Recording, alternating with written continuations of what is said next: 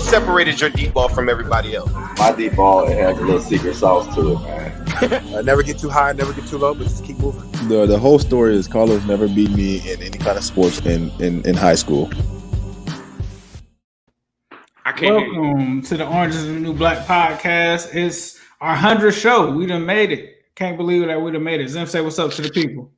Hello, world. 100. What's up? Hey, I'm doing a show, bro. 100 shows later, here we are. Who They Nation. And we're going to do something different tonight. We're going to let you guys kind of control the show. We're going to give back to the fans. We'll let you guys ask whatever questions that you want to ask and pick whichever topics that you want. And we will, I think, try to do this for like 25 to 30 minutes. Appreciate all the love. I got some people going in on the chat right now. I'm going to try to show all of these that I can. So shout out to Nick Harvey. Shout out to John Doe. Shout out to Bryson Thompson. It's a whole bunch of y'all in here. So I'll start with the first question that I think that I'm seeing in here, and it's John Doe, so you don't know. He says, who are your head coaching candidates, young and old? Zim, who are your candidates, young and old? I feel like we've talked about this a lot, but right, I know. I don't want to be repetitive. But thank you all, though. Let me just start off by saying I really appreciate this. We came together like not too long. It doesn't feel like that long, like we've done 100 shows, but I'm really, really excited that people are still sticking with it, rocking with the team, more importantly, because it takes a very, very special person to be a Bengals fan. So I want to definitely say thank you to you guys for being loyal to your team. That is very much saying something.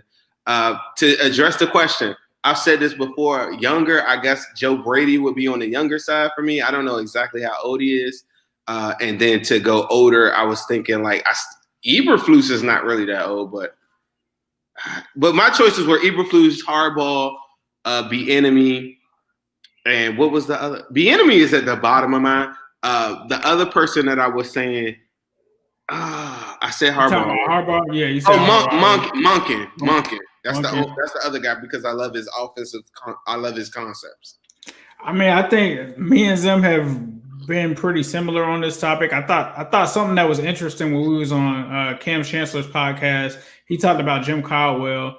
I mean, I wouldn't be opposed to that. That's another good one that we can throw in there. But I don't want to reiterate any of the same things that Zim has said. Joe Brady, I think we're both on the same page with that. Give me somebody new. Surprise me with somebody I've never heard you say. You got any surprises that you either were just thinking about? Not really, bro. Like, honestly, I haven't even really like looked into too many other like young head coaches that they say are like the next guy that I can think of. I honestly can't even think of any other ones. Like somebody, I haven't. Because the guy said he wanted somebody young, and I was saying Joe Brady, and somebody just Lincoln Riley. Yeah. All right, and that was what I was about to say. Is Joe Brady 31? Lincoln Riley got to be around the same age, right? Right. Yeah, Lincoln Riley, I would rock with just because he's had like so many Heisman quarterbacks that he's kind of coached. So I would give him a shot. I mean, it seems that we're kind of trending moving towards like the explosive college offenses anyway. So I think he might do pretty solid in that role as well. Looks like he's got another question here. Go ahead. You have he said Stephen Moore said Luke Fickell would be a good coach. How do you feel about Luke Fickell? Luke Fickell, that's the dude from Ohio State, right? No, that's the dude. Oh, he went from Ohio State to UC. Yeah, to UC. Yeah. So you were right here. He's not bad. He's not a bad option. Urban Meyer would be dope. Like that would be like home run. I don't know if he's sick or not, but like Urban Meyer would also be dope. I remember him coming to like a Bengals training camp when Marvin was the head coach. That would be dope. But I don't know what his health looks like.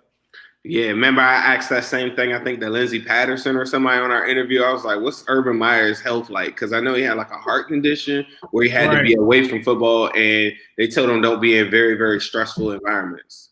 Right, and this is a very stressful environment. Ain't nothing more stressful than being a coach. Ask Zach. Right, facts. Who's our backup quarterback next year? Ooh. So let's have you lead off with that one.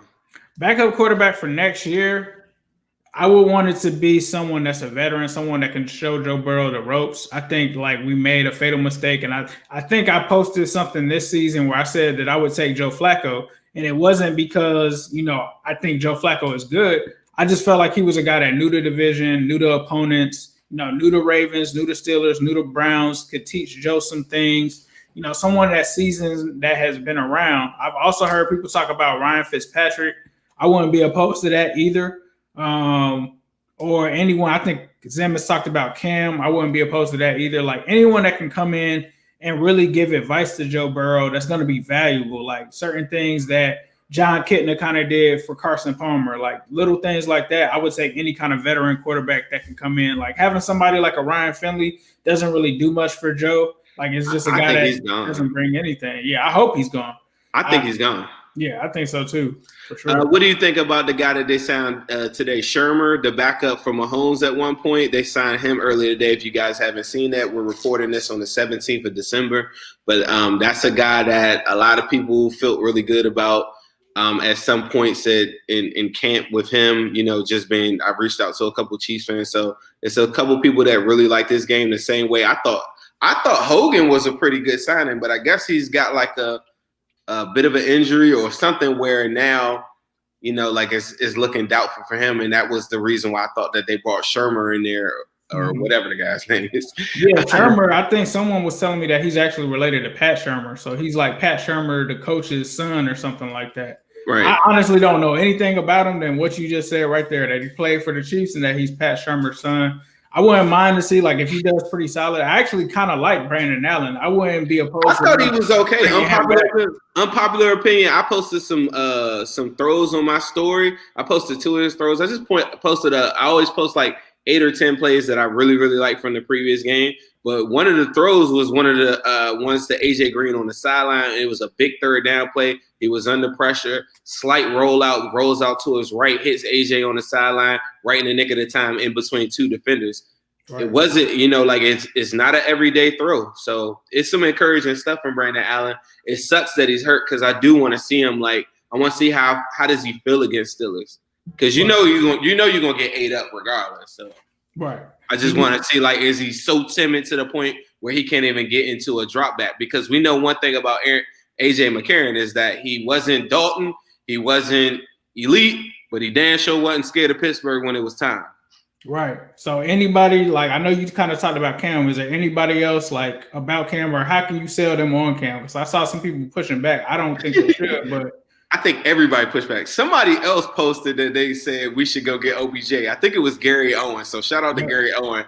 I don't think that's the greatest signing of all time, but I'm so not against that. I feel like his value is at the lowest it probably will ever be. Browns are probably like, well, we've had really good success. Let's get rid of him and let's figure out a way to get out of this contract. It doesn't sound that crazy because it will come to work out less than AJ's current contract, but that's a whole nother story. You asked me directly about who? The backup. Cam Newton. Cam Newton would work to me because this year has humbled him.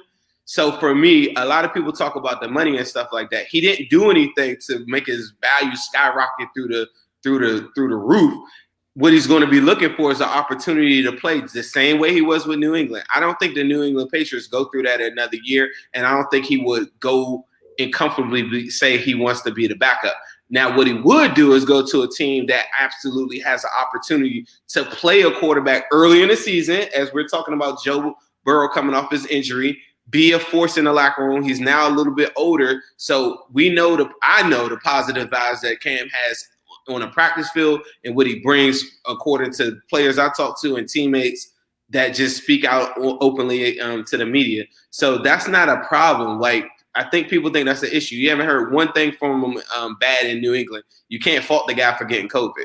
I don't think he's going to demand a bunch of money, and I just think that this is a bit of an opportunity for him to audition for somebody else. And what I was talking about on the last show is like you want to take players that maybe their stock isn't that high and raise the stock instead of moving people when they have no value or getting nothing in the case of John Ross or virtually nothing for Dunlap. Cam Newton, you have the opportunity to build him up. Somebody has a freak injury or something like that. Joe Burrow's coming back. You can move Cam and maybe finesse him for a pick.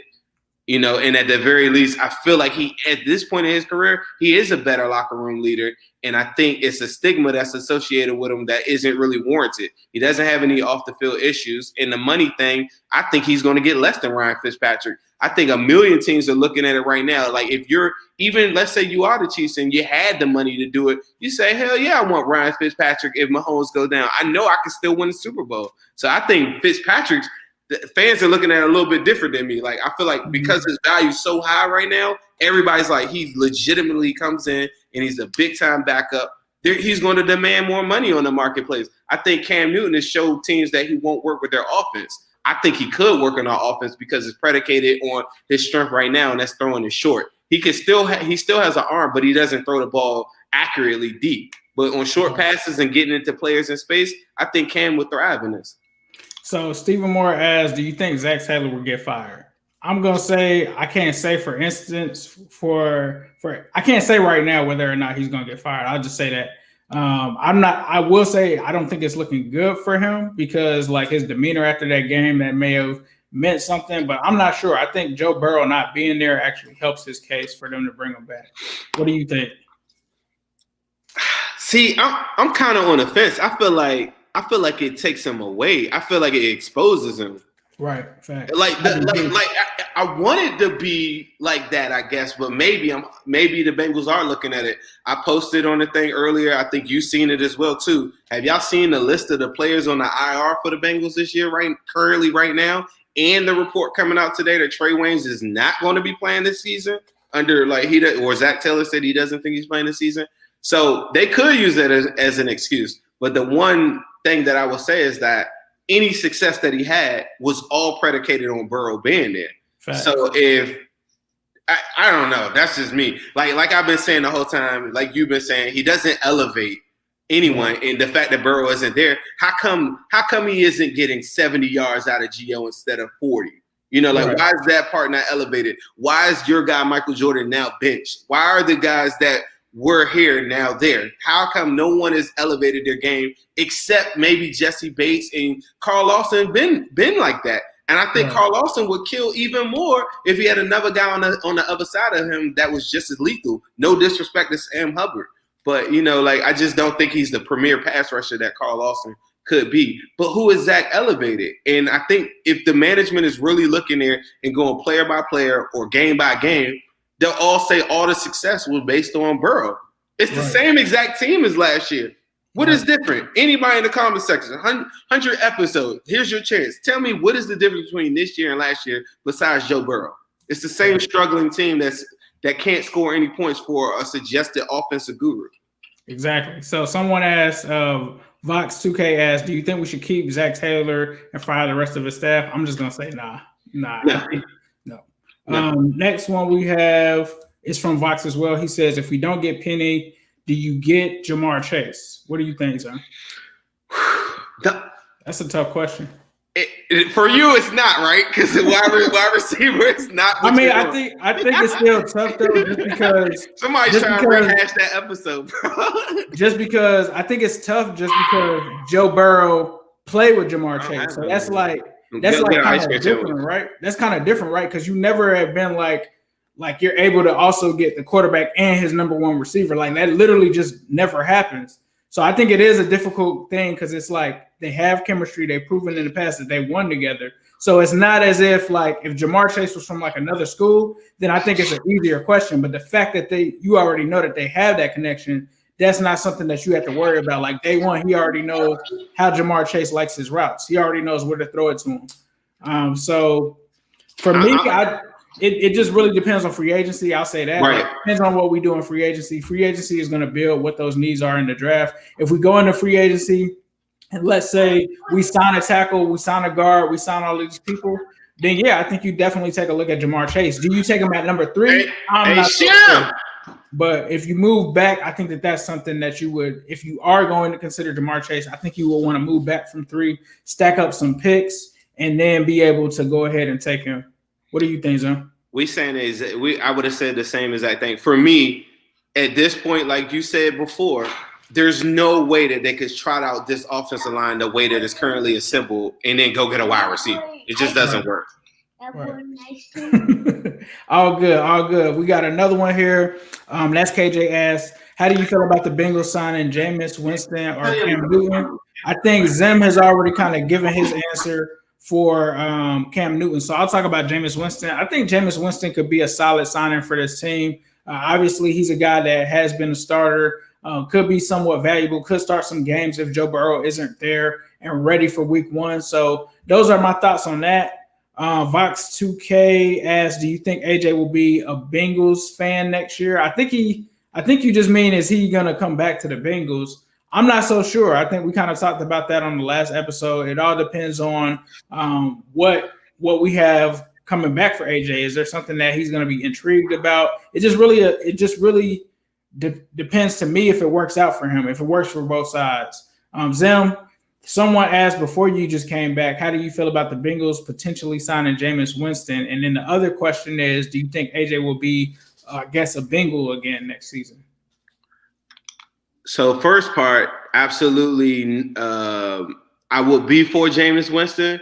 But again, I don't know. If it came down to like Cam or Jameis or whatever, to me, it's like all Cam. Like, I just feel like his playmaking skills and everything. Like, I feel like Jameis in this division, it just would equal a lot of picks and a lot of turnovers and a lot of turmoil. I don't know. But he's better than what we have. I would have to see the money on the Jameis Winston one. Like, he had to take like some dirt salary thing, and then I'd be like, hell yeah, why not? Because he's way better than our other options. And then for AJ Green, no, I do not feel like he'll be back.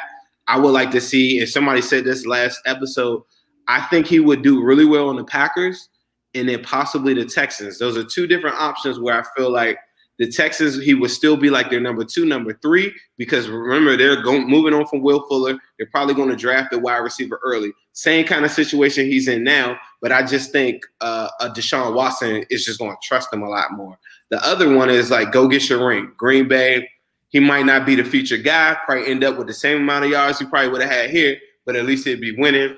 It's hard to say, though. Green Bay just, they just got so many threats at wide receiver, but I just think you could fit AJ Green in it because they do have speed. They do have guys that do opposite of what he does. So I don't know. That's a tough one, but he wouldn't be a Bengal though. We got a Facebook comment here from Robert Warwick. Will the Bengals keep the 3rd pick in the 2021 draft, or will they trade down for more picks? For me, I'm gonna say I think it depends on if Panay is there. If somebody jumps up in front of them at number 2 and they take Panay, I think that they would trade down. It really just depends on where they're at in that atmosphere. Like if they go out and sign a tackle, let's say in free agency, or they trade for one and tackle isn't a need, maybe they don't take Panay. But I think that it is a possibility that they could trade down because we've never seen them trade up, but we have seen the Bengals trade down. So I wouldn't put it past them. But I think if Panay is there, you have to like pretty much take him at number 3. I think that would be the right thing to do. What do you think, Zim? Panay is a slam dunk the same way Joe Burrow is, but the impact that Panay would have on a team isn't the same impact that Joe Burrow would have on a team. And that's not to discredit what Panay brings to an offensive line or the talent that he would bring. I just don't think an offensive tackle can win you a game the same way a quarterback can win you a game. But with that said, Panay is a slam dunk to go number 3. If you trade back, you can't go back any further than 8, 9. That's the mark. And by doing so, you better add another late first or something, or a early second. And I don't know who has that. I don't study like people's picks like that. So you guys in the audience, you guys and girls will have to tell me like who has like a surplus of picks. And the reason why I say 8 and 20, I think is because I believe the Dolphins have the 8 and the 20. So that would be a scenario where I could see them trading back. If it's not something like that, because think about it, the Dolphins will be fresh off the playoffs. Say they make the playoffs, and they're like one tackle away from being an elite line. Then they go get somebody in free agency. That would be the mindset of like the Dolphins or somebody. But if they don't make the playoffs and they missing holes and stuff like that, you're not about to give up the 8 and the 20 pick. Right. So it has to be almost, I wouldn't say a unicorn, but a very special franchise that has like the picks that we need, because the number 3 pick is no joke. Do yourselves a service and go on Google and just go look at a draft chart. The number 3 pick can get you a lot of action, buddy. Facts. So we got a question here from Wayne on Facebook. He says, "Can we stop blaming Zach Taylor and get on the front office and ownership?" No. So, I mean, I had this conversation. Did I have this conversation with you maybe? But one thing that I just know in the back of my mind is I feel like we are a little bit held or pigeonholed by the front office, and that's out of our control.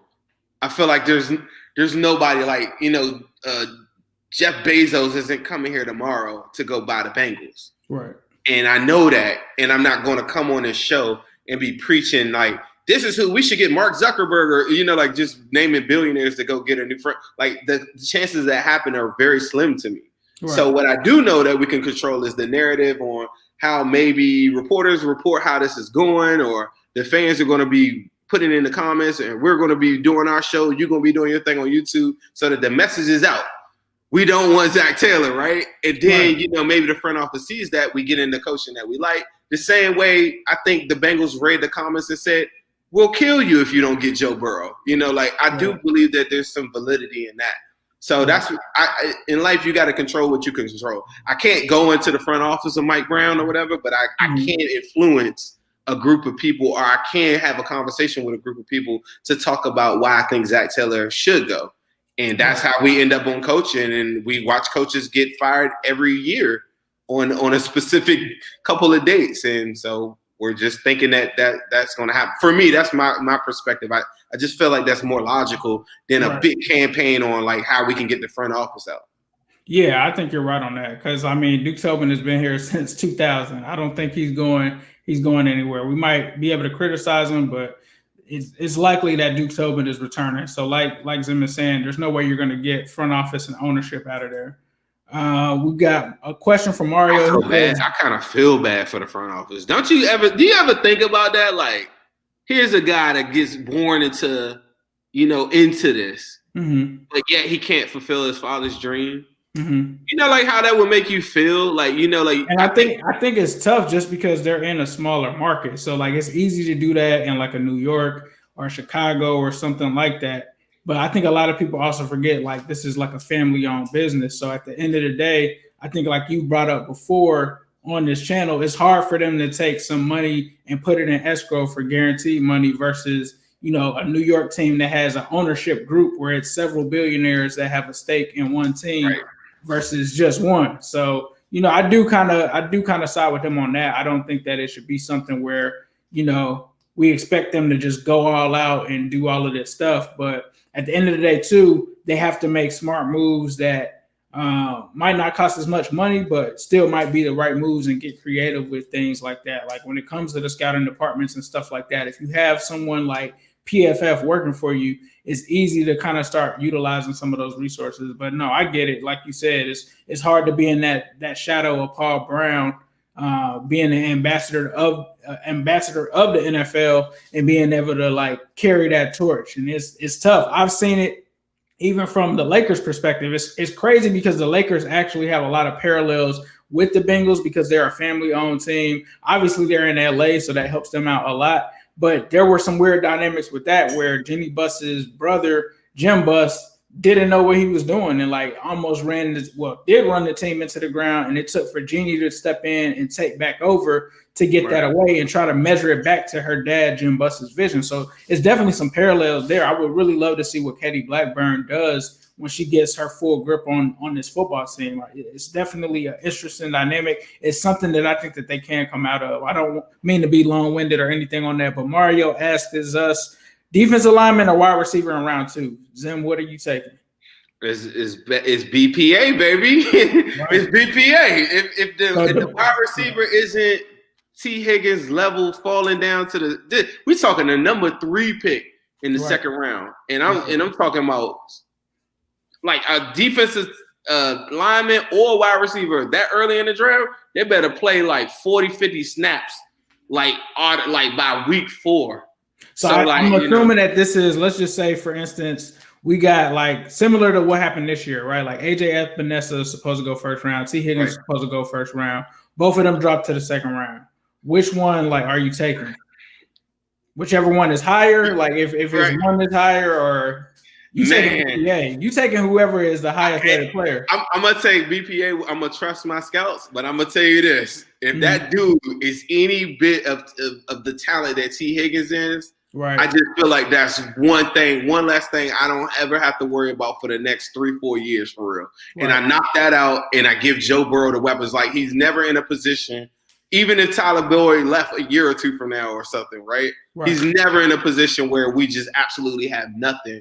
But you have to do that at the same time. You better go get a defensive tackle because you got DJ Reader and Tupac, who to me are the best defensive guys right now on the front.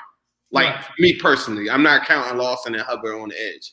But those two, they better come back like healthy, and you got to go get somebody else again. Because Mike Daniels, I like Mike Daniels. I like Covington, but you don't have a 3-tech that can rush the passer. And at that early in the draft, it better be somebody that can rush the passer and stop the run.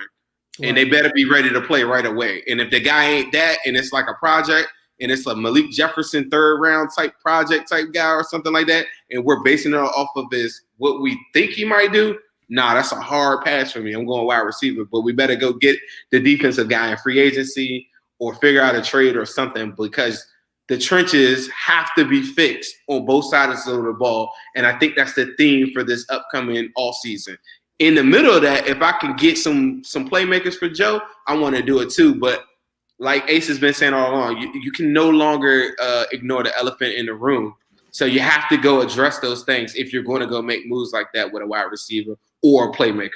Yeah, I think like you said, I think it depends on, what can this person bring to me? Because I think it's kind of hard to find a defensive lineman, honestly, in the second round outside of Carlos Dunlap that I can think of that comes to mind that was like a first round kind of talent. But you've always seen wide receivers that go in round 2 that have been first round kind of talent. So I think it just really depends on what you do in free agency, what your draft needs are, and who's the higher person on the board. If it's someone that you can't pass up on, like a T. Higgins, then you take it and you figure it out later. Maybe even if you take him at that position, maybe you trade in the next round for that defensive lineman, something that the Bengals haven't done. So maybe it's something like that, or however they go about it. Then you also have to think too, there's always going to be trading camp cuts and stuff like that. So you gotta do what you gotta do at that situation.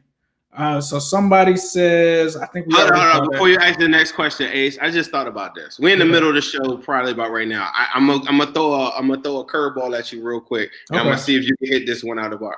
Okay. I want to, because this is the 100th episode, and I just tweeted this out that it's the 100. This is a fan appreciation night. Right. I want to give someone a Burrow Babies. Damn, I ain't had a hat with me right now. I want to give somebody a Burrow Babies shirt right now tonight. But you got to, before this episode is over, you got to figure out a trivia question, because I'm not even going to lie. I had one, but I asked somebody and they guessed it too easy. So I was like, nah, scratch that. Okay. You got to come up with a trivia or something, or we can get somebody in the crowd to kind of give us an idea on what we should ask, or, something like that. I have one trivia question, but I don't think it's that good. I have one I'm thinking of, and this may be unfair to new Bengals fans, but if you were watching, bring it on. Let's get it on. If you were watching around, I think it was the 2000s. Hold on. This is the question right here? Yeah, this is the question right here. All right, so whoever answers this question correctly first, I'm going to be looking on my screen. I'm in the live YouTube on my phone right now. Whoever answers it first, I don't care who answers second or third correctly first, and you see it or whatever, let me know. All right. This is the question, and I'm hoping that I remember this correctly. So we're going to say from year 2000 until now, which Bengals cornerback had the most interceptions in a season? Repeat that question again. Let's hear it one more time. From year 2000 until 2020, which Bengals cornerback had the most interceptions in one season? Let's see if they get it. I think it's who I'm thinking of, but I'm going to see if they get it. I got at 8:35. I got one. So I'm looking at the timestamps. Okay. No, it's in the range. It's in the same order. All right, I'm actually, if If you don't mind, Zim, can you see the comments in terms of like the questions and stuff? Add some other questions. I'm just going to check to make sure I got this right. All right.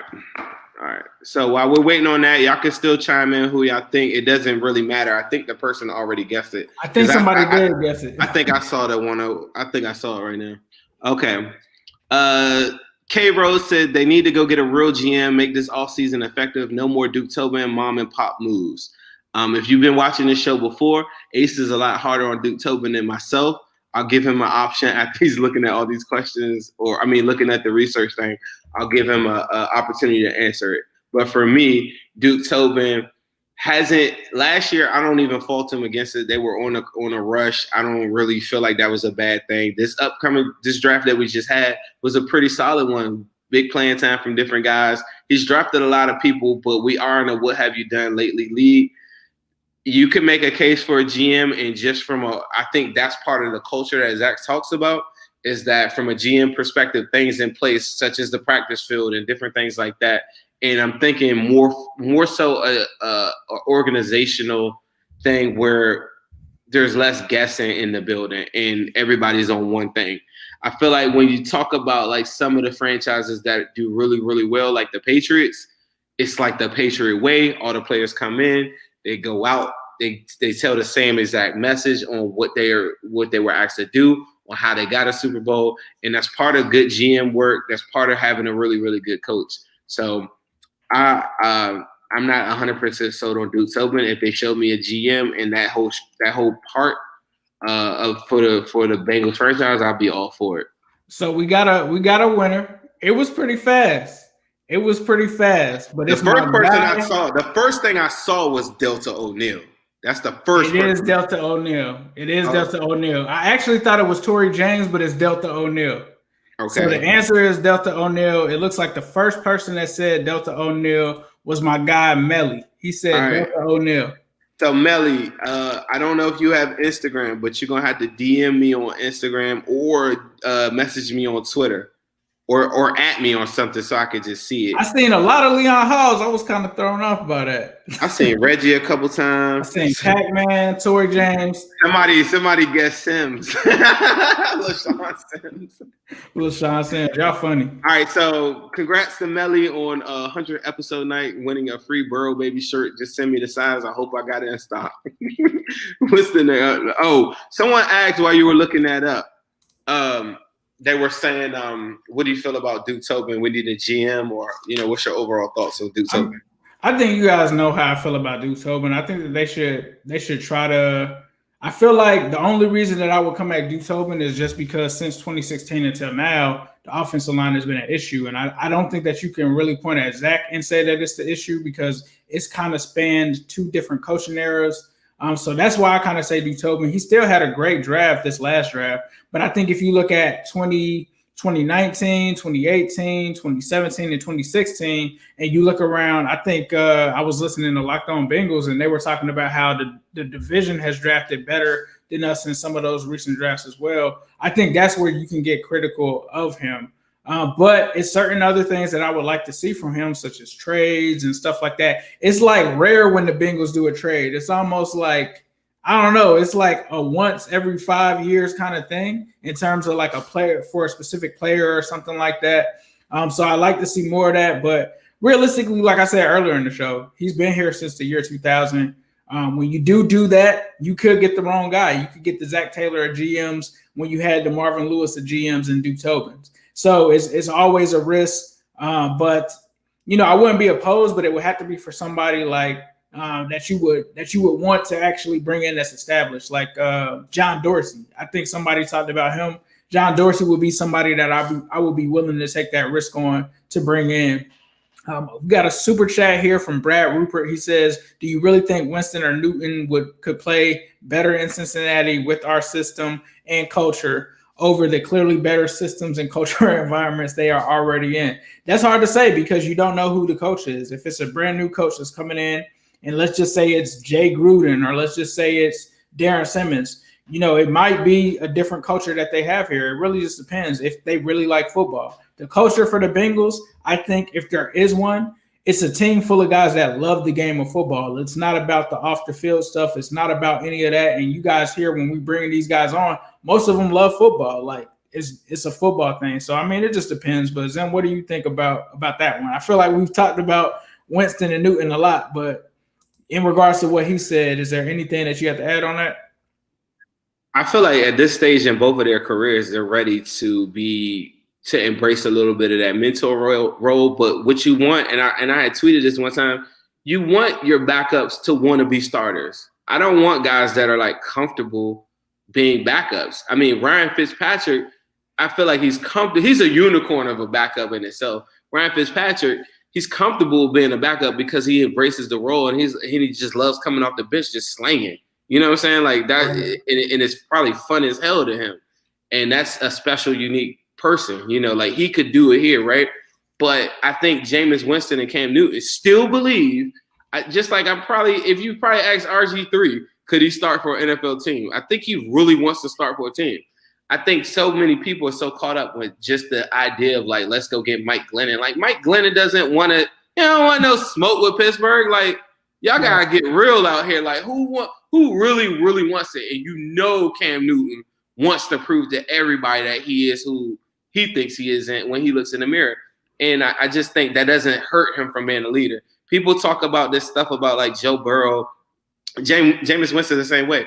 People talk about Joe Burrow doesn't need that pressure in his room. Look at me. Joe Burrow don't care about nobody behind him. That's QB1. You know, like we got to get out of that whole thing. Like, I not to throw shots at Dalton, who just kicked our ass the other day. Maybe Dalton might have cared who was behind him, but Joe Burrow does not care. He's taking every rep. It doesn't care. He's gonna have fun with that dude. He's gonna talk to him, and he's a real person. Like, let's just leave it at that. I just don't think that you know. I want to say this too about Joe Burrow. So many people say it so conveniently that Joe Burrow, hey man, I would just bench Joe Burrow for 8-9 weeks. That sounds like a good plan, but when Joe Burrow has the same doctor as Tom Brady, the same doctor as Saquon Barkley, and he gets cleared to play, like 2021, week 1 or week 2 or week 3, you think he's going to stand on a clipboard, with a clipboard and just accept that? No. Hell no. Like, that sounds good. Like, that sounds like for somebody that doesn't really want to be out there. They'd be like, okay, coach, let me hold the clipboard and I'll just hold it down right here and I'll check out all the plays and I'll make sure we look good when we look at it. No, Joe Burrow, it would be eating him alive. He wouldn't even show up to the sideline or anything if you dare try to bench him. Think about when they tried to bench AJ Green. He didn't want no parts of that, and that's what dogs do. So this notion that he's going to be just like, oh, all right, yeah, 8-9 weeks because I'm the future of the franchise, no problem. Nah, he doesn't think like that. He's a ball player, bro. Like, when he's ready to play, he'll play. And Jameis Winston and Cam Newton ain't scaring him. He's like, man, these are two dudes. Cam is an MVP that went to a Super Bowl. This dude can tell me something that I didn't know, and I have the honor of playing next to this guy who actually did what I'm trying to accomplish. People got to stop looking at perceptions and what they think or say you don't like somebody or not. I think I'd probably meet Cam Newton. He'd probably be an asshole and a jerk towards me. But that doesn't mean that I don't want him on my football team. I could be wrong. Me and him might be cool as hell. I don't think he's probably the nicest guy in the world. I don't give a shit either. I want to win football games. No, facts. So with that being said, I want to go ahead and get this wrapped up. We appreciate you guys, all of the love, all of everything. Melly, he said he just DM'd you on Instagram, so be sure to follow up with Zim so you can get that Zim Houday Burrow Babies hoodie at zimhouday.com. Appreciate you guys for supporting all of us. You can follow Zim on Instagram at Zim_Houday. You can follow him on Twitter at Zim Houday. Come join us, as he's pointing to right there. And then you can find me on New Stripe City on YouTube and on Twitter. Zim, was there anything that you wanted to say to the people before we wrap? Keep on rocking in the free world. Like, hey, man, hey, you know what, man? If you know Narwhal, shout out to Narwhal. I don't know why I just did that, but Narwhal is like the greatest interviewer of all time. He has nothing to do with this show, but I just love that guy. And he always says, keep on rocking in the free world. Keep on rocking in the free world. But anyway, yeah, keep on rocking in the free world. Appreciate you guys for joining in 100th episode. Shout out to Melly for getting the question right. Please follow my partner Ace on YouTube. at New Stripe City. Please make sure you get a cup from New Stripe City immediately. Make sure you go ahead and support him. Yeah, there's a cup. There it is.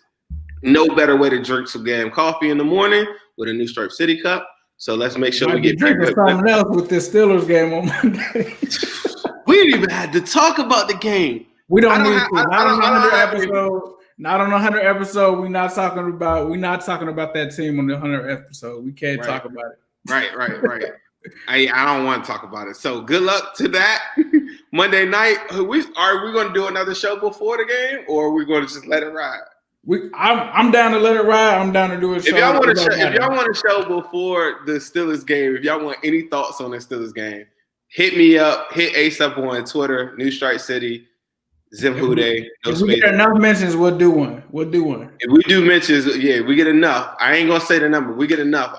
I'll definitely do a 20-minute show on how the Pittsburgh Steelers will kick our ass. I guess I don't know. Like, what's that show about? I don't know. But thank you guys for listening to today. Supporting Orange is the New Black, Cincy Jungle. Appreciate you guys for giving us this opportunity. And we have many bright episodes ahead. Who they? Hello, world. What separated your deep ball from everybody else? Ball has a little secret sauce to it, man. Never get too high, never get too low, but just keep moving. The whole story is Carlos never beat me in any kind of sports in high school.